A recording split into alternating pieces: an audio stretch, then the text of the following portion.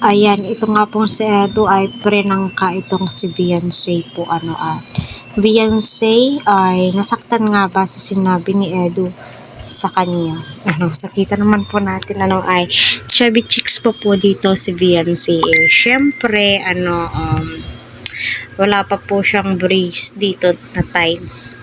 At hiyang-hiya pa po siya kay Kalingap Edu. So it means ang tagal na din po pala yung mga samahan po natin Team EDSI, mahigit 1 taon na po tayong nagmamaraton, nakikipagchismisan, and especially nag-aabang sa mga updates sa Team EDSI, so sana ay tumagal pa at kahit na matapos po yung pabahay para kay Beyonce, sana ay magkaroon nga po ng season 2, same as Jomcar, diba? Kahit na tapos na po yung pabahay, ikita naman po natin may season 2 pa po, so dyan po natin malalaman soon, kasi tignan nyo naman po, napakaganda ng bahay ni Beyonce. Di po basta-basta, diba? Nasa 1.6 M na po yung gastos po nila, diba?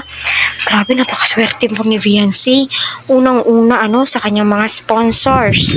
And then, viewers, supporters, team marathons, and also ni Kalingap Rab. Dahil grabe, ang syala, napakayaman na po talaga ni Beyonce. Totoo po yung sinabi ni Dr. Love na milyonarya na po talaga itong si Beyonce. Pero, still, napaka-humble po niya. Di mo po nakita or di mo po siya makitaan na nagmataas, ipinagmalaki yung status ng buhay po nila. Bagkos ay mas naging humble po itong si Beyonce. So, ito po yung time na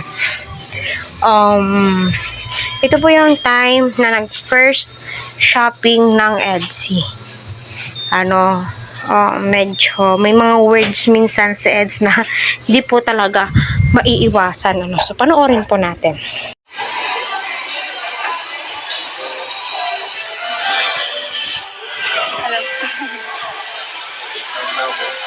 Tagal mo.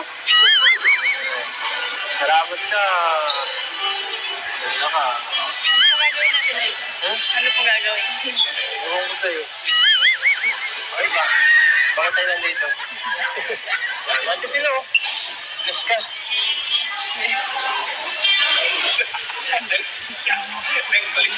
Tanda ka na talaga. Nag-bliss. Kawan ka naman.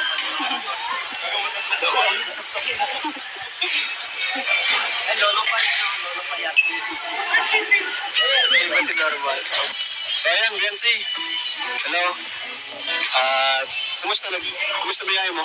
Ayan, diba? Sinabi nga po ni Beyonce, ni Edu, buti na lang ay maganda ka. So, pinaghintay nga po ni Beyonce. So, alam naman po natin, malayo din po kila Beyonce. Nasa 2 oras ba yung biyahe?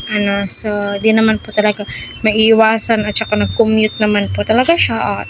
Eds, intindihin mo na lang pa.